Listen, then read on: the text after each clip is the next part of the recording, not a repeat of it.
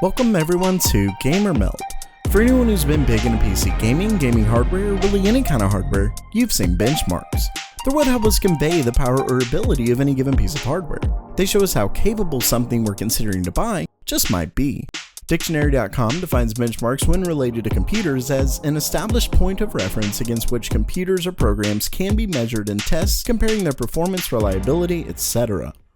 Benchmarks are a great tool that show us exactly how similar hardware stacks up. Sure, they're used for bragging rights and all of that good stuff, which is fine.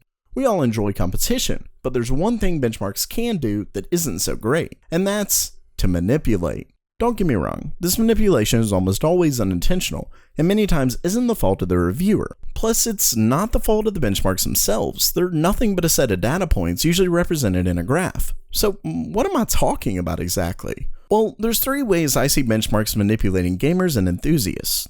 First, through the graph itself, then the methodology, or the specific data used. And luckily, when you understand these points, you'll be able to help ensure you aren't manipulated by them. Let me explain. The first is in the graph itself, and this is best illustrated by, well, showing you. Many times when reviewers show a benchmark with very little difference, they'll change the starting and end points. And they do this so you can actually see a difference, but this can cause a problem. For example, let's say we have CPU A and CPU B. In this game, CPU A gets 50 FPS, but CPU B gets 55 FPS. When the graph is between 0 and 100, there doesn't seem to be that big of a difference. But if we start at 50 and end at 58, you can see it looks like a huge difference, and both of these graphs are correct. They use the same data and illustrate it accurately, but this one instantly makes you think there's a huge difference between CPU A and CPU B.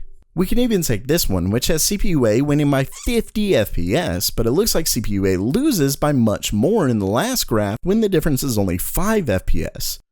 While these are obviously exaggerated to make a point, if you didn't know any better, you might think that CPU B is the better CPU between these two graphs, even though that isn't the case.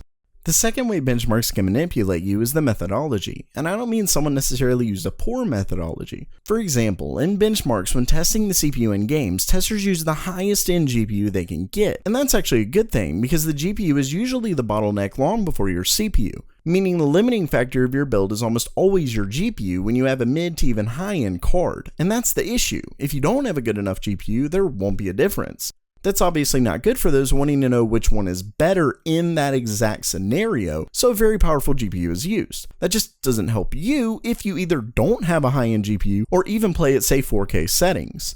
Basically, it's best to understand the ins and outs of PC so you actually know what to look for, what benchmarks are important and what aren't.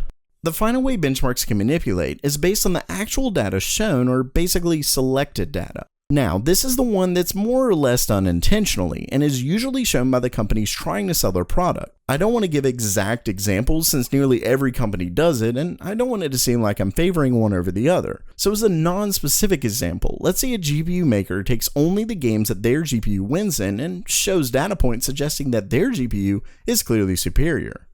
That's obviously quite misleading and can easily paint an ill-informed picture.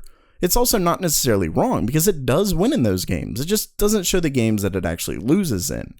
Also, because hardware can be so complex, some companies are actually able to focus on the exact aspects that their hardware excels in. Like, let's say low power draw, but the actual, say, power of the CPU sucks anyway, but they don't really show that.